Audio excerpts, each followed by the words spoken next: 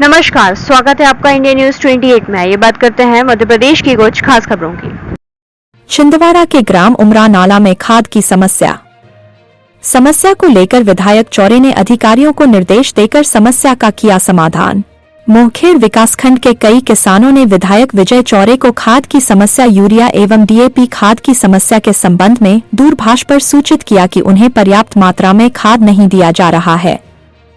किसानों के इस गंभीर समस्या के निराकरण हेतु ग्राम उमरानाला स्थित खाद वितरण केंद्र पहुंचकर विधायक जी ने किसानों से चर्चा कर तत्काल वरिष्ठ अधिकारियों से यूरिया एवं डीएपी खाद की उपलब्धता और वितरण संख्या बढ़ाने के संबंध में दूरभाष पर चर्चा की, जिसके संबंध में अधिकारियों के द्वारा पर्याप्त मात्रा में खाद उपलब्ध कराने एवं खाद वितरण संख्या बढ़ाने हेतु आश्वस्त किया गया। स्वयं को किसान हितैषी कहने वाली भारतीय जनता पार्टी की सरकार किसानों को डीएपी खाद उपलब्ध नहीं करा पा रही है और यूरिया भी ऊंट के मुंह में जीरे के समान वितरित किया जा रहा है। सुबह 6 बजे से लंबी लंबी कतारों में भूखे प्यासे खड़े रहने के बावजूद भी किसानों को केवल यूरिया की 2 बोरियां ही वितरित की जा रही हैं। जिस किसान के पास 1 एकड़ खेत है उस किसान को भी 2 यूरिया की बोरी और जिस किसान के पास 10 एकड़ खेती है उसे भी केवल 2 ही बोरी दी जा रही है। डीएपी तो उपलब्ध ही नहीं है।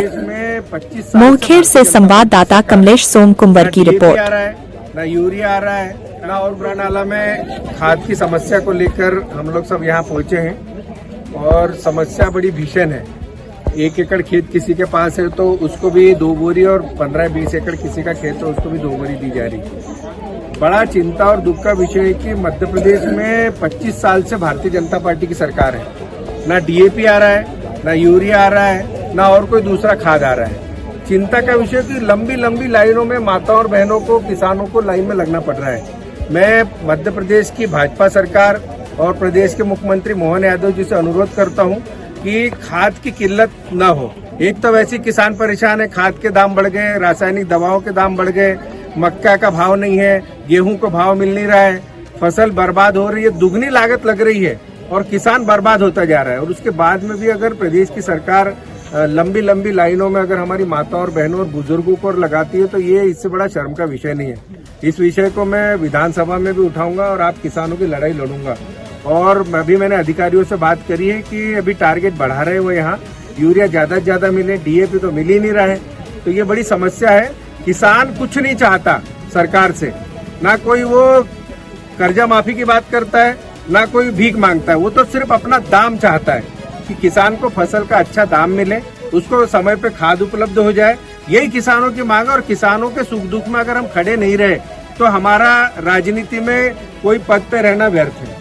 चाहे वो मुख्यमंत्री हो या मोदी जी हो या विजय चौरे हो, हम सबकी जिम्मेदारी बनती है कि हम किसानों के साथ खड़ी रहे, उनकी तकलीफ को समझे।